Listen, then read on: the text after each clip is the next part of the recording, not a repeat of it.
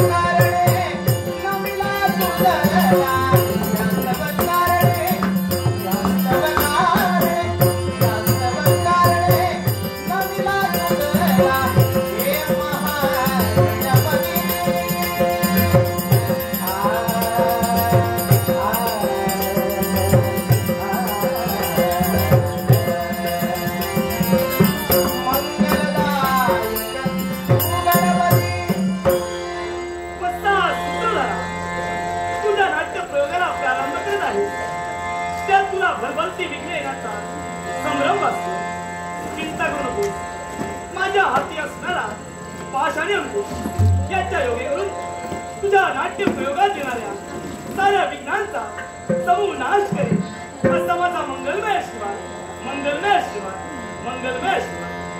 अग्नि पाले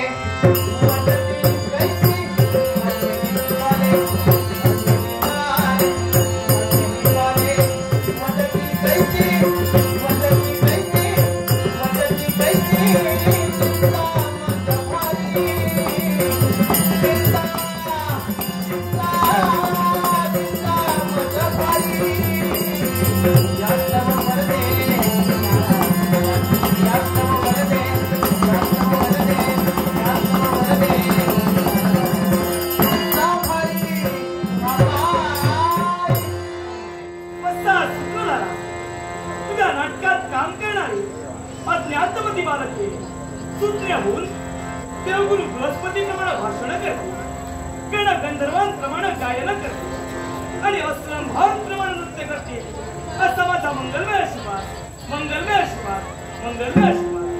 सुख करता दुःख हरता वाचा विघ्नाची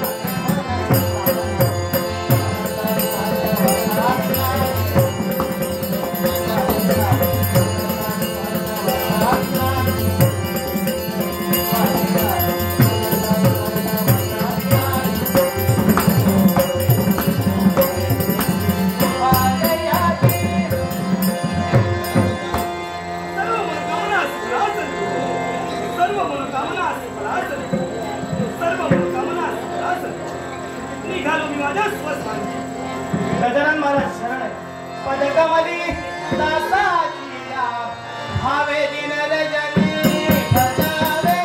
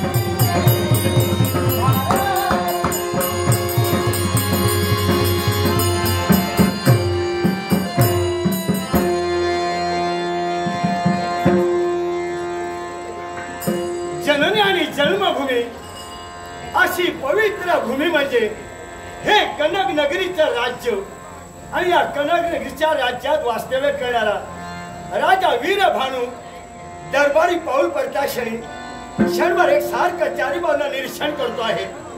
वीरभानू याच्या नावाचा जय जयकार चालला. प्रत्येक जण माझ्या नावाचा उदो करत आहे. प्रत्येकाच्या मुखाचे बाहेर पडणारे शब्द ऐकले. आनंदानं मन कसं भरून गेलं. या सर्वस्वाला कारणीभूत कोण? जन्म देते माता पिता. जन्म देत्या माता पित्याच्या पवित्र आशीर्वादानं या कनक नगरीच्या राजशास्त्रात ज्या दिवशी विराजमान झालो, न्यायाची न्याय सुद्धा हाती घेतली. लाखो प्रजाजनांना न्याय देण्याचं कार्य केलं असताना माझ्या हाताला इनादीद्वारे सेवा या माझ्या प्रजेच्या बाबतीत घडते आहे. काय माझ्या राज्यात कमी आहे? कोणत्याही सुखाची ओढीव नाही. गजांच्या लक्ष्मीचं वैभव आज आमच्या चरणी लोटांगण घेत आहे.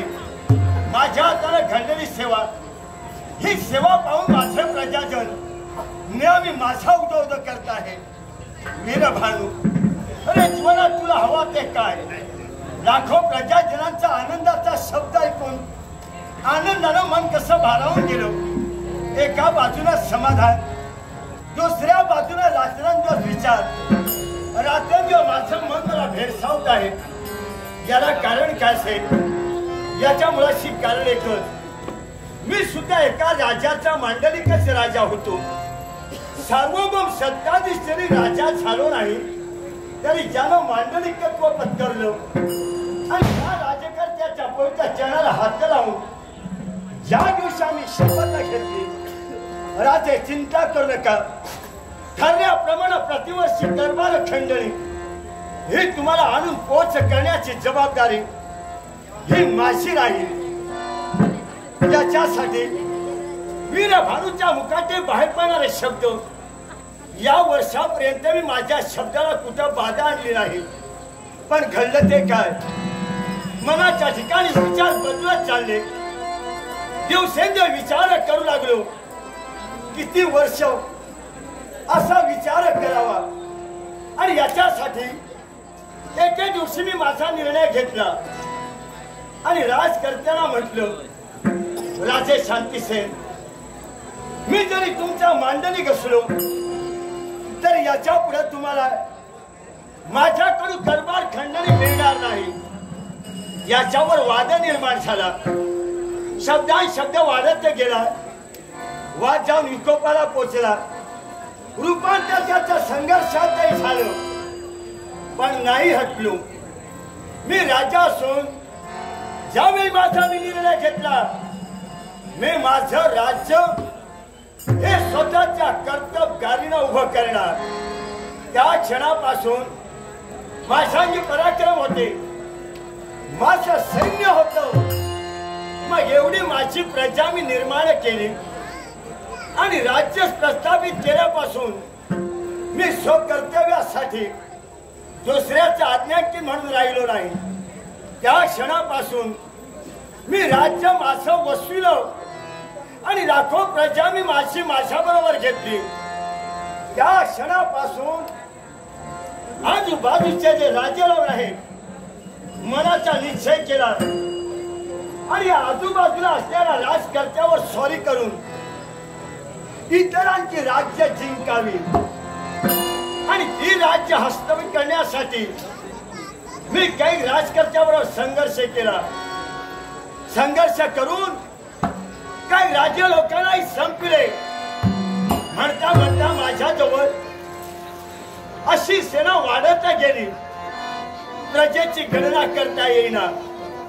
मी मोठा झालो आणि याच्यासाठी याच्यापुढे माझा निश्चय पक्काच आहे.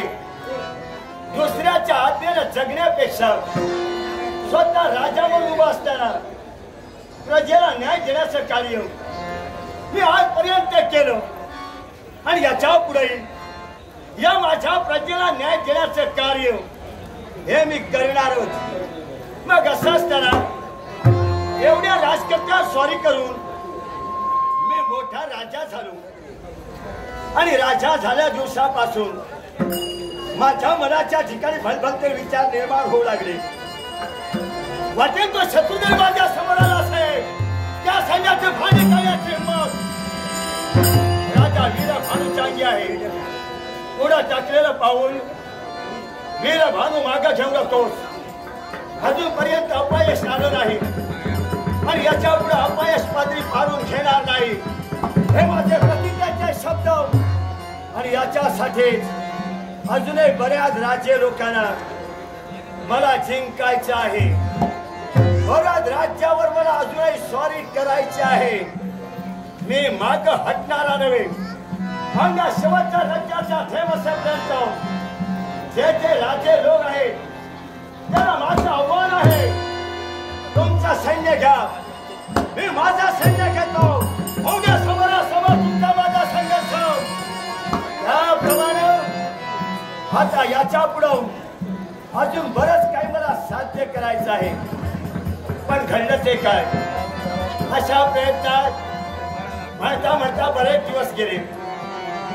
लहानपणापासून समजू लागल्या दिवसापासून मला लागलेला छंद, मला लागलेला नाद तो म्हणजे शिकारचा नाद.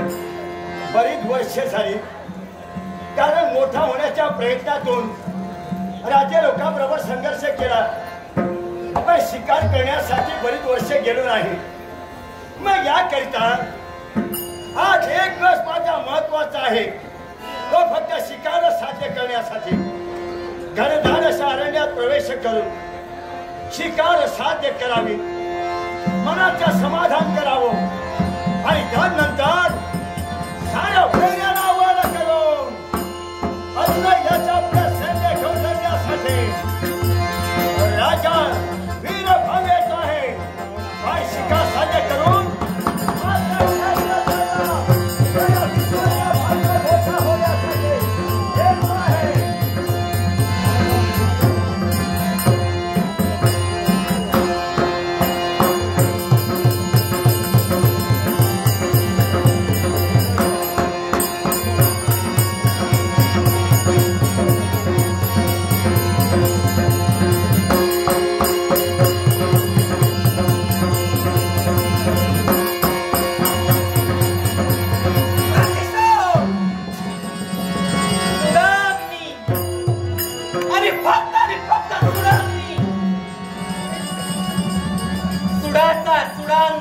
सर्वांगी पेटवला आणि या सुडांनी जोपर्यंत त्या माझ्या शत्रूला जळून खाक करत नाही तोपर्यंत ही चंद्रमुखी स्वस्थ बसणार नाही. माणुसकीला मूठ माती देणारा तो नीच नादान सैतान ज्यानं माझ्या डोळ्यात देखत माझ्या साऱ्या जीवनाचं वैराग वाळवंट केलं, ज्यानं माझ्या डोळ्यात देखत माझ्या कुटुंबाचे हाल करून काढलं, त्या माझ्या शत्रूला मी जीवे सोडणार नाही. ज्याप्रमाणे त्याने माझ्या सुखाची रांगोळी केली त्याप्रमाणे मी सुद्धा त्याच्या सुखाची होळी पेटवी. आजही तो दिवस माझ्या डोळ्यासमोर तसाच आहे. आजही तो दिवस माझ्या नेत्रासमोर एखाद्या धगधगत्या ज्वालेप्रमाणे तसाच तेवतोय. काय अपराध होता माझ्या जन्मदात्या माता पित्यांचा? काय अपराध होता तो माझ्या अवघ्या काही महिन्याच्या भावाचा? काळी मात्रही अपराध नसताना माझं कुटुंब उद्ध्वस्त नरकमानं गेलं. जे काही घडलं ते माझ्या नेत्रासमोर. पण असं असलं तरी सुद्धा मी माझ्या स्वबळानं काहीच करू शकले नाही. माझा शत्रू माझ्या नेत्रासमोर माझा सुख हिरावून घेत होता. पण मी मात्र माझ्या शत्रूचं काही बिघडवू शकले नाही. कारण मी त्यावेळी अबला बालिका होते ना. पण तरी सुद्धा माझं कुटुंब तर उद्ध्वस्त झालं, पण मी माझं स्वतःचं जीवन उद्ध्वस्त होऊ दिलं नाही. कारण प्रतिशोध आणि फक्त प्रतिशोध. जोपर्यंत मी माझ्या वैऱ्याला मरण काळाच्या यातना देत नाही, तोपर्यंत मी स्वस्थ बसणार नाही. दिवसामागून दिवस गेले, वर्षामागून वर्ष लोटली. आज मी तारुण्यात पदार्पण केलं. ज्या ज्या वेळी अशा एकांतात येऊन उभी राहते, त्या त्यावेळी माझ्या नजरेसमोर तो काळा दिवस दिसतो. तो काळा दिवस मला आठवल्यानंतर माझं सारं जीवन अर्थशून्य असल्याचा भास होतो मला. माझ्या साऱ्या सुखात माझं जीवन, माझं सुख असलं तरी सुद्धा ते दृश्य माझ्या नेत्रासमोर उभं राहिलं की मेल्याहून मेल्यासारखं वाटतं मला. माझं जीवन जणू काही अर्थशून्य झालंय की काय, असा क्षणोक्षणी भास होतो. अर्थशून्य भासे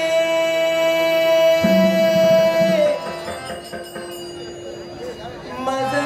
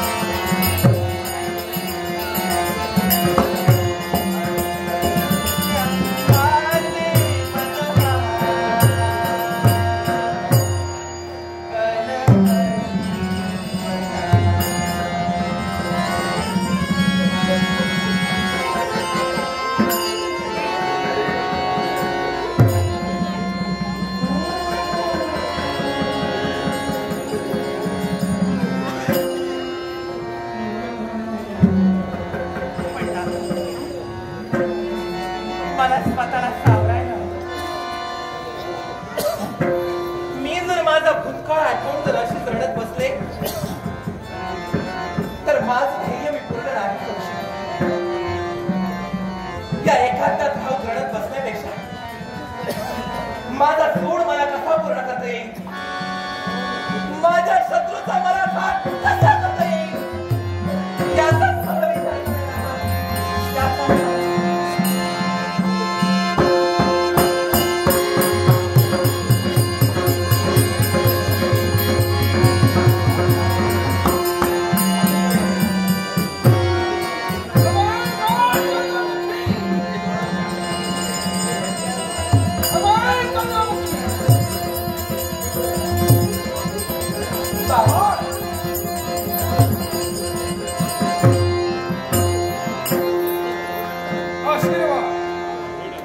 आशीर्वाद आहे. कोण चंद्र चंद्रमुखी काय पाहतोय मी? आज माझी माय कटाक्ष नेत्राने वसुंधराकडे पाहतोय. दुःख करतेस? सांग काय झालं? वेळे करूनच माझी माय हवेमध्ये रडते. सांग कोणी तुला बोललं का या माझ्या भिन्न समाधी? जर का कोणी तुला बोलला असेल सांग. प्रत्येकाला शासा करवी सांग कारण तुमच्यासारखा कर्तबगार बाप जर या मुलीच्या पाठीशी असेल तर कुणाची मला रोखून बोलण्याची हिंमत होणार नाही. पण आज मी दुःख करते याला सुद्धा तेवढंच कारण आहे. सांग असं कोणतं कारण आहे? बाबा दिवसामागून दिवस जात आहे, वर्षामागून वर्ष लोटतायत. मी सारं काही विसरण्याचा प्रयत्न करते पण बाबा माझा भूतकाळ मात्र माझ्या नेत्रासमोरून जात नाही. आजही मला तो दिवस आठवतो. कनकपूर नगरीचा राज करता तो वीर भानू, माणुसकीला मूठ माती देणारा तो नीच नादान सैतान एकाएकी त्याने आमच्या सोमनगरीत आक्रमण केलं. साऱ्यांना प्रश्न पडतोय मी कोण? माझ्या मनात नेमका सुडान मी वावरतोय तरी कसा? पण हे माझ्या जीवनाचं जीवन रहस्य माझ्या व्यतिरिक्त आणि तुमच्या व्यतिरिक्त या जगाला कोणालाही माहित नाही. राजघराण्यासारख्या प्रतिष्ठित घराण्यात माझा जन्म झाला. आई वडिलांच्या पोटी कन्यारत्न म्हणून जन्माला आले. एका प्रतिष्ठित राजकारण्याची मी राजकन्या चंद्रमुखी. माझ्या पित्यानं आपल्या पराक्रमाच्या जोरावर जी काही राज्याची घडी प्रस्थापित केली होती, माझ्या पित्याच्या छत्रछायेखाली माझी सारी प्रजा आनंदानं सुखानं जगत असताना एकाएकी त्या काळानं धाव घेतली. कनकपूर नगरीचा राज करता तो वीर भानू ज्यानं माझ्या राष्ट्रावर आक्रमण केलं, देवळ लुटली, गावच्या गाव लुटली, आया बहिणींची इब्रत मातीमोल केली. आपलं हृदय पाषाणाप्रमाणे घट्ट करून निष्पाप जीवाचे दर्याला लाल केले.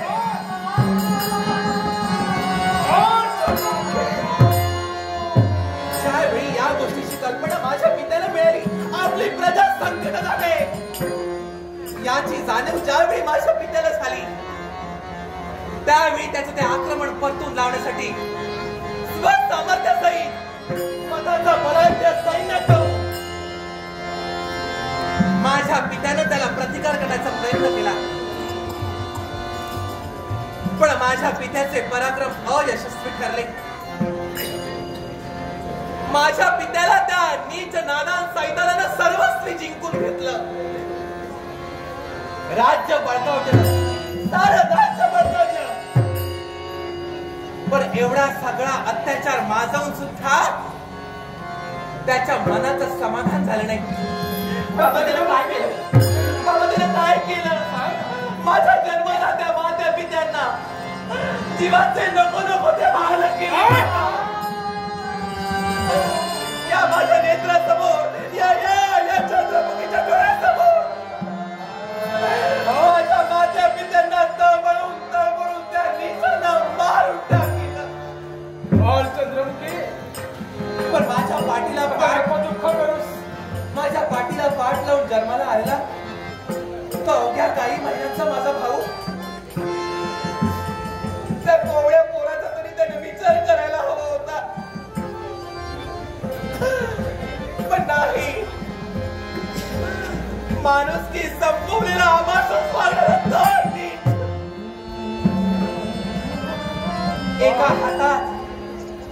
एका हातात माझ्या लहान बंधूच्या नरडीचा घोट, तर एका हातात माझ्या केसांना धरून फरफटा ओढत आमच्या दोघांच्या जीवनाचा सर्वनाश करण्यासाठी अरण्याच्या ठिकाणी घेऊन गेला. पण स्वतःच्या जीविताचं संरक्षण व्हावं यासाठी मी प्रयत्न करत होते. त्याच्या त्या धावपळीत एकाएकी मी त्याच्या हाताला चावा घेतला आणि जीव पळून गेले. त्या काट्याकुट्याच्या मार्गात मी माझ्या जीवाचा विचार केला नाही. वाटा मिळतील तिथं, मार्ग मिळेल तिथे मी धावत पळत सुटले आणि एका घनदाट अरण्याच्या मध्यभागी येऊन पोहोचले. माझ्या नेत्रासमोर सतत तो प्रसंग माझ्या नेत्रासमोर आठवत होता. भीतीने अंगाचा थरकाप होत होता. कदाचित तो शत्रू माझ्या मागे, माझा मागे तो पुन्हा शहीद होणार. एवढ्यात बाबा माझ्या डोळ्यासमोर एक भली मोठी सावली उभी राहिली. ती भयानक सावली पाहिल्यानंतर माझ्या काळजाचा ठोका चुकतोय की काय असं क्षणभर मला वाटू लागलं. एकाएकी दोन हात पुढे आले. बाबा ते दोन हात माझ्या नरडीचा घोट घेतील की काय असं मला वाटत असताना ते दोन हात मला मायेनं जवळ ओढू लागले. माझ्या पाठीवरून मायेचा हात फिरू लागले. आई बापा वाचून पोरगी झालेली ही चंद्रमुखी, क्षणार्धात माझ्यापासून दूर झालेले माझ्या आई बापच मला भेटले की काय असं मला क्षणभर वाटू लागलं. पण ती मायेची ऊब देणारी व्यक्ती दुसरी दिसली कुणी नसून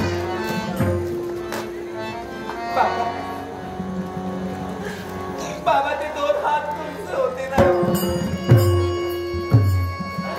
बाबा. त्या दिवशी जर तुम्ही माझ्या जीवाचं संरक्षण केलं नसतं ना तर बाबा आज ही चंद्रमुखी या जगात नसते. आई बाबा वाचून पोरगी झालेली पोर माझी आई सुद्धा तुम्ही झाला. माझे बाप आपल्या पोटच्या पोरीप्रमाणे माझे सर्व नडीवाळ पुरवून बाबा मला एवढी समजून द्या तुम्ही मला दिला. म्हणतात ते काही खोटं नाही. या विश्वात रक्ताच्या नात्यापेक्षा मानलेली नाती श्रेष्ठ होतात. तुम्ही माझे मानानं जरी पिता असलात तरी बाबा जन्मदात्या मात्या पित्यांची उणीव मला तुम्ही अजूनही वाचू दिली नाही. चंद्रमुखी उठ म्हणतोय. रडू नकोस. पुसून टाक त्या डोळ्यातील अश्रू. या पुढे तुझ्या डोळ्यात मला अश्रू पाहायचे नाहीत. या भिल्ल राजाला काय करावं सांग. रडत बसलीस कसं काय चालायचं. आतापर्यंत माझ्यासाठी तुम्ही खूप काही केला, पण आता मी तुमच्या जीविताला त्रास देणार नाही. तुम्ही माझ्या डोळ्यातले अश्रू पुसायला सांगता बाबा. या डोळ्यातले अश्रू तेव्हाच पुसले जातील ज्यावेळी मी माझ्या वैऱ्याच्या नरडीचा घोट घेईन. तो सुडाचा सुडा मी सर्वांनी पेटवलाय. त्या सुडाग्नीत जर त्या वैऱ्याला जाळून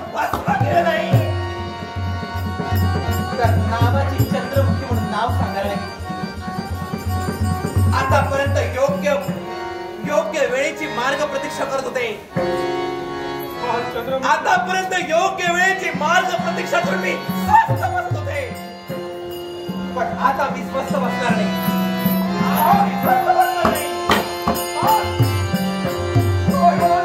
बाबा, माझ्या हाती जे शस्त्र आहे ना, ज्या माझ्या रणरागिणीला जोपर्यंत शत्रूचा घात करून रक्तस्नान करत नाही, तोपर्यंत ही चंद्रमुखी स्वस्थ बसणार नाही. आणि म्हणूनच तर बाबा निघाले.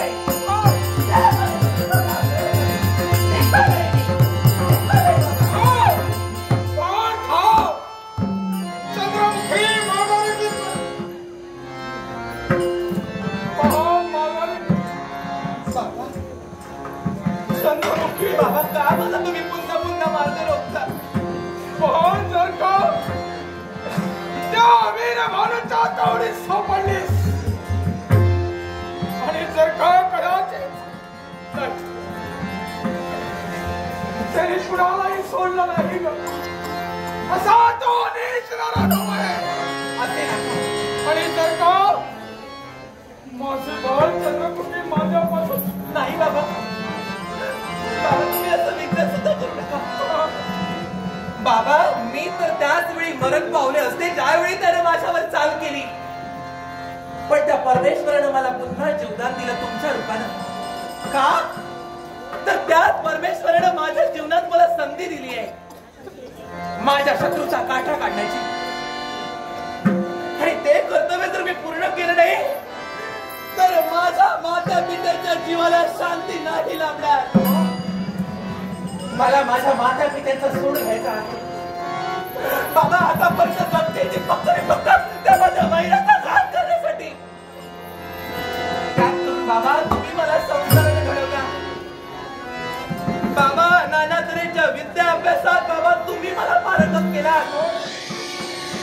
या समस्त भिल्ल जमातीत तुम्ही पराक्रमी पुरुष आहात.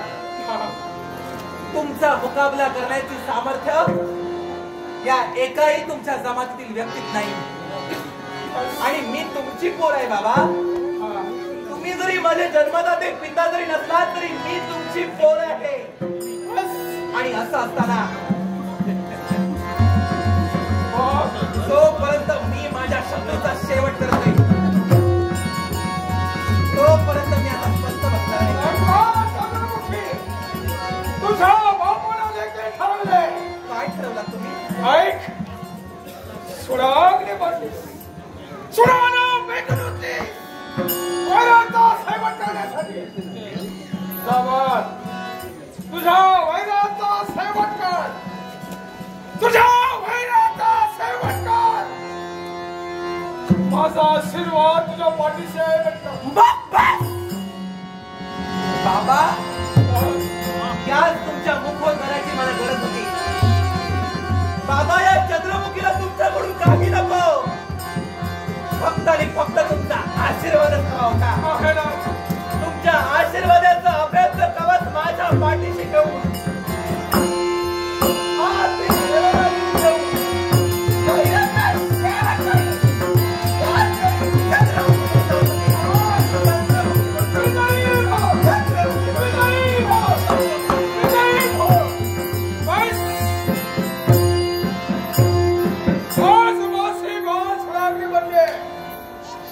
माता पित्याचा सोड उगवण्यासाठी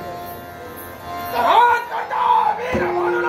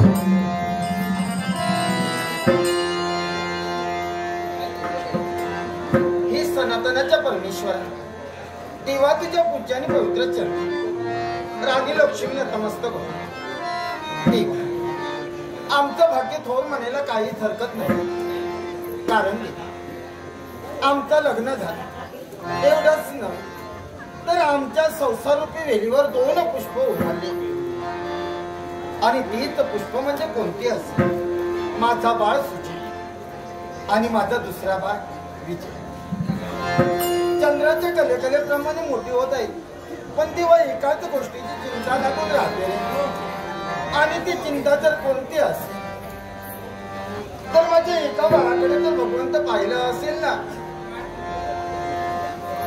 तर त्याने जी संगत धरली कारण दूतांकर वार्ता कर्ण पटलावर पडली कुठेतरी तो वाम मार्गाकडे जातोय वाम मार्गाकडे झुकतोय असं मला वाटतं पण नाही आतापर्यंत जे लहानपणापासून आतापर्यंत ज्ञानाचं बाळकडू पाजण्यासाठी मी तत्पर होतो देवा देवा हे सारं घडवते की तुझ्या कृपा आशीर्वाद हा एवढा राजकारभार सांभाळते भगवंत तुझ्या कृपा आशीर्वादाने म्हणायला काहीच करत नाही पण नित्यशा एकशल्य मनाच्या ठिकाणी पोचतो केव्हा एकदा ते मधुर स्वर माझं पुन्हा कानी पडतात आणि तेच मधुर स्वर कानी पडल्याच्या नंतर आमची सौभाग्याची धनी होती आम्हाला मंगलमय अशा तऱ्हेचा आशीर्वाद देते असं एकसारखं तेव्हा वाटत असत पण नाही भगवान तुझ्या कृपा आशीर्वादाने ते सुद्धा निश्चितच घडलं तर आतापर्यंत जे शक्याने माझ्या मनाच्या ठिकाणी ठेवले ते दिवा माझ्या बाळांना सांगू तरी कसं आणि तेच मधुर माझ्या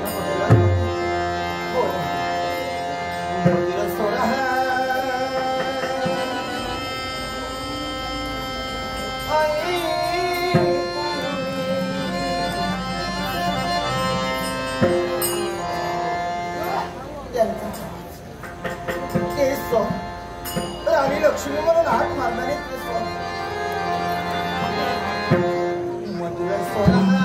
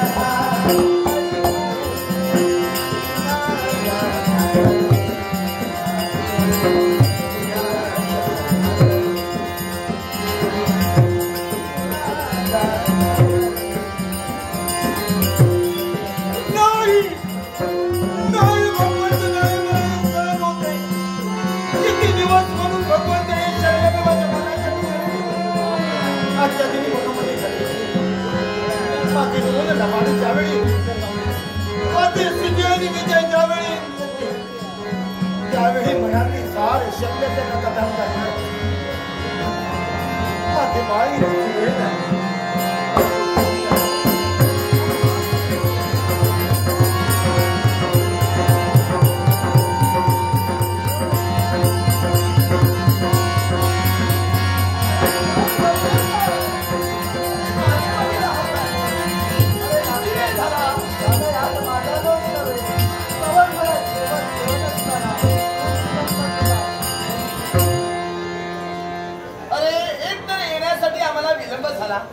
आईच्या स्वभावाची कल्पना तुला आहे मग असं असताना मित्रांसमवेत आता गोष्टी कशाला मारायला हव्या पण दादा मी एवढं भाग नाही का तुला अरे पण दादा आता यायला विलंब झालाय आईचा हालचा तू थांब नको तू पुढे जाऊ नकोस वातावरण चांगलं असेल तर तू बिघडून टाकशील मी तेच पाहतो एक शब्द बोलणार नाही अरे बापरे प्रकरण दाबलेलं वाटतंय बघितलंस तरी मी तुला सांगत होतो वेळेवर जाऊया वेळेवर जाऊ ऐकलास तर तू माझं ऐकलं असतं तर वेळेवर आलो शाबास हे मात्र बरोबर आता इथे बोलत बसण्यापेक्षा आपलं कर्तव्य पूर्ण करूया चल चल चल अगे आई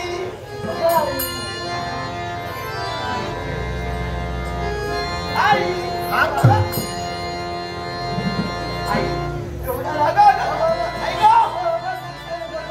काय झालं का किती वेळ झाला अगं किती वेळ झाला अगं होय काय होता दादा वेळ यायला विलंब झाला. नाही या खोटा बोलता याच्यामुळे उशीर झाला याच्यामुळे काही उशीर झाला नसेल झाला असेल तुझ्यामुळे झालं मग समजलं? आईचा माझ्यावर विश्वास नाही दोघांवरही नाही अरे बापरे असं कसं आई जर का तुझ्या मुलांवर तुझा विश्वास नसेल मुळीच नाही काही अर्थ आहे का येण्यास एवढं अगं, पण या दोन जणांत आमचा विश्वास सामावलेला आहे आई त्यामुळे तुझ्या आशीर्वादाने हे अभेद्य कवच सदैव शरीरामध्ये राहतो.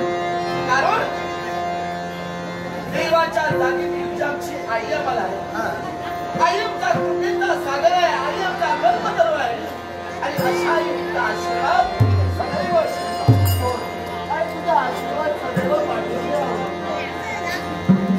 आणि ही आई त्या विश्वाच्या ठिकाणी हा डंका गाजतोय म्हणून त्या डंकेला सुद्धा मोठी मार भरती.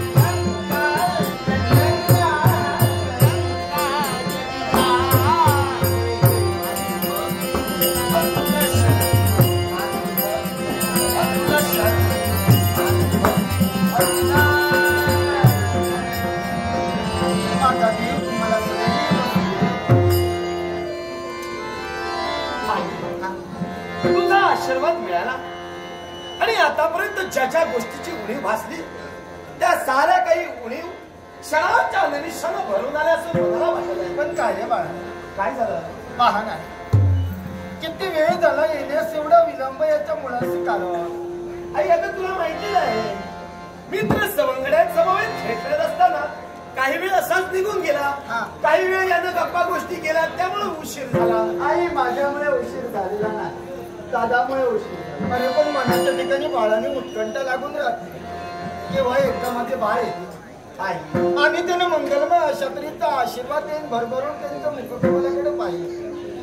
अगं आम्ही तुझ्या काळजाचे दोन तुकडे आहोत आणि म्हणूनच आई तुझे नेत्र लागले होते ते फक्त आणि फक्त ही आपली दोन्ही बाळक केव्हा त्या डोळ्यासमोर येतात तुमच्या येण्याचं. आणि एवढंच नव्हे रे, तुझा काही नाही बाळ, पण भीती वाटते ती याची. कशाला? कारण मला वार्ता कळली, ओळशी वार्ता कळली, याला संगत भेटण्याची बऱ्याची नाही. बा खरं आहे नाही ग माझ्या समोर आहे तो. पण नाही कुठं तर तुझा डोळा बघून नाही काही नाही नाही छे छे छे छे. खरंच सांगा, अगं आई तुझा माझ्यावर विश्वास नाही हे का? त्यांचं महाप्रसाद देईल. खरं पण आहे माझ्यावर तुझा विश्वास नाही. काही करत नाही ना. अरे दादा आले वाटतं. अरे हो तेच ना. काय आहे? अरे हाका देत आहे. मी जाऊन सांगून नको नको तू नको. आईची प्रथम आज्ञा घ्यायला हवी. पण आई झोप, झोप. अरे काय चाललंय? आई काय झालं माहितीये का? काय तुझ्याशी संवाद साधण्याचा प्रयत्न करतोय पण लक्ष मात्र द्वारावर विघ्न झालंय. आई मित्र सवंगडी गोळा झाले. त्यांना बोलू ना आतमध्ये. नको नको त्यांना आत नको.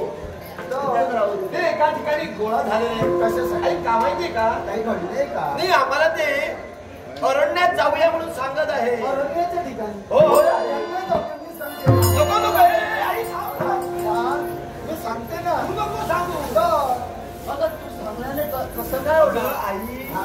कळत नाही कसं आम्ही मित्रांनी सर्वांनी ठरवलेलं आहे आज घनदाट अरण्याच्या ठिकाणी जावं, हिंस श्वापदांचं हनन करावं आणि अवधात हेतून आज सगळेजण आम्ही जाणार आहोत. आम्हाला फक्त आई शिकार करायला तुझी जायचंय. आज्ञा मिळू दे.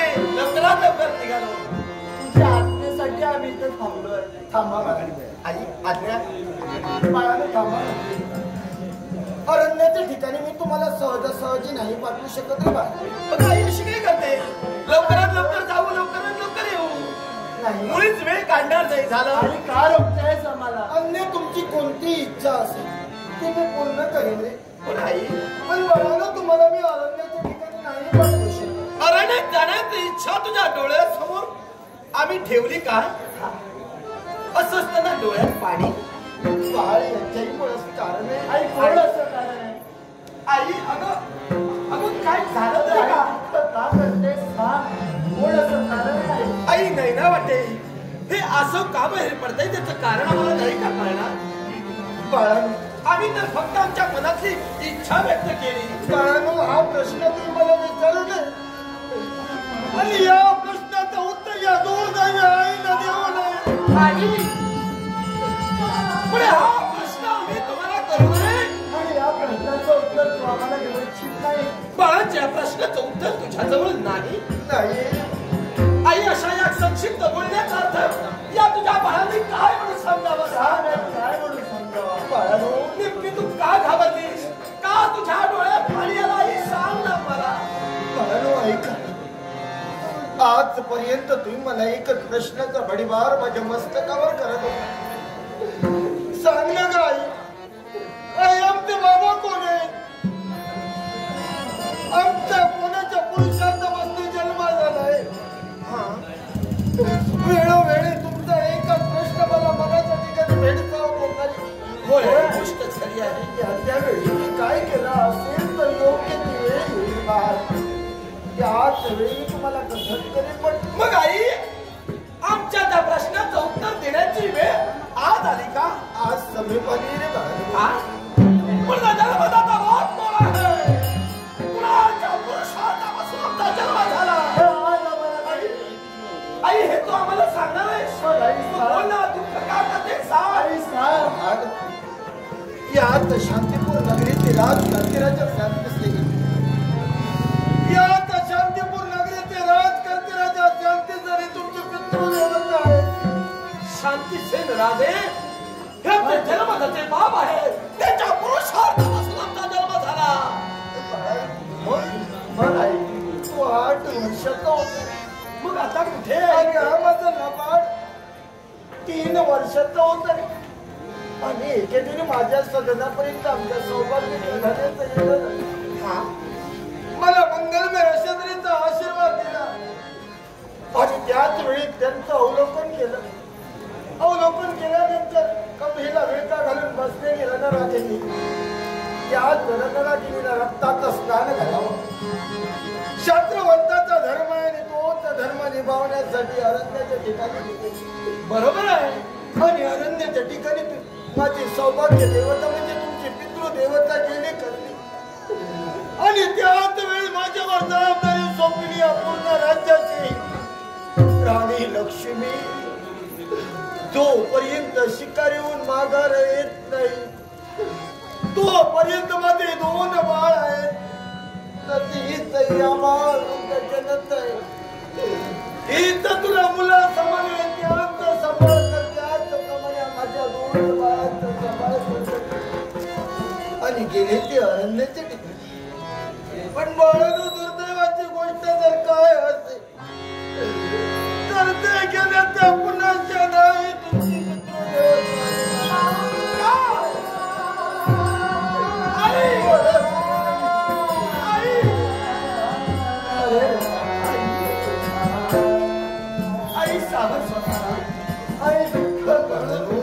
शिकारीसाठी घनदाट अरण्यात गेलेल्याची पितृदेवता पुनश्च माघारी आली नाही अरे म्हणून तू मार्ग प्रतीक्षा करू लागलीस राजकारणात आज तोवर तू मार्ग प्रतीक्षा करत आहेस अंगावरचे दाग दागिने हे वस्त्र अलंकार म्हणा नाही उतरू शकले मी याच्यामुळेच ते कारण आहे सौभाग्याचं भिडे हे उतरलं नाही राजकारणाचे नियम आहे आणि नियम जर कोणते असतील तर 12 वर्षाचा प्रदीर्घ कालावधी उलटून जाईल तोपर्यंत एखाद्याचा पती जर आला नसेल तर त्याच सौभाग्यवती स्त्रीला आपले अलंकार उतरू नये 12 वर्ष म्हणजे एक ताप आणि ते एक ताप पूर्ण होईपर्यंत मी माझ्या अंगावरील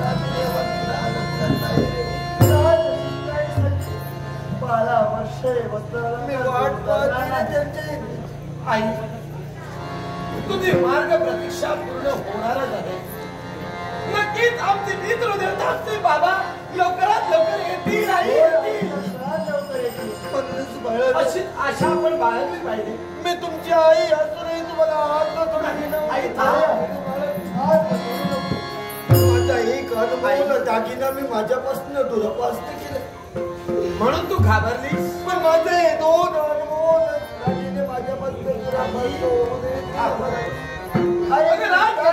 पवित्र घेण्यात आमचा जन्म झाला उच्च क्षत्रिय असेल शास्त्राचे बोलते शास्त्राला अनुसरून आम्ही जाणं सुद्धा हे योग्य आहे आणि त्याबरोबर आम्ही आई मित्रांना शब्द दिला आता सरदार घराण्यातील पोरं आहेत आणि आम्ही राजबिंड आहोत आता राजघराण्यातील युवकांना सरदार घराण्यातील पोरांना शब्द दिला की तुमच्या समवेत आम्ही अरण्याच्या ठिकाणी येऊ आता जर का आई आम्ही आमचा शब्द जर का मागे घेतला आमचा शब्द जर का बोलला गेला तर तुमच्या प्रतिष्ठेला डाग नव्हे का होय आई राजघराण्यातील ही पोरं ही खोटारडी आहेत यांना आपला शब्द पाळता येत नाही असं ते म्हणतील की नाही दिलेल्या शब्दासाठी आई फक्त आता आम्ही एकदा जाऊ पुन्हा अरण्यात जाणार नाही पण एकदा देखील करणार नाही मी नाही जरी म्हटलं तरी शास्त्रवंताचं रक्त आहे आणि तेच रक्त तुमच्या अंगात सळसळते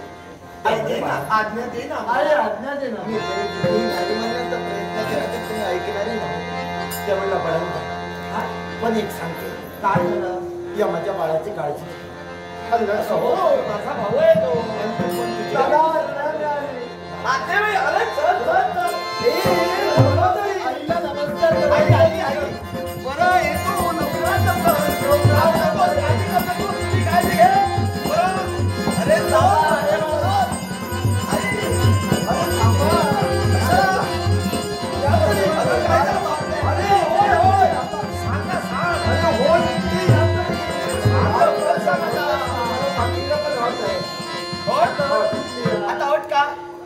हट्टी बोलते असते म्हणून पटकन बोल. समोर दिसतोय तो भानू तोच भानू असताना जाईपर्यंत पुत्रांच्या पावलाला वाढता असणे या राज एवढंच ना? एवढंच ना? तुझ्या मामाची आता तुम्ही आई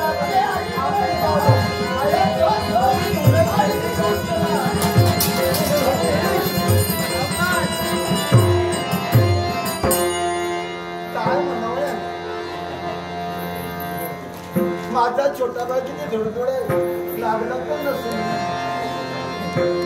नाही लागला. ही माझी रूह नको भगवंत हे सारं घडले तर तुझ्या कृपा आशीर्वाद म्हणायला काही आहे तोपर्यंत पूर्ण राज्यात फेरफटका मारावा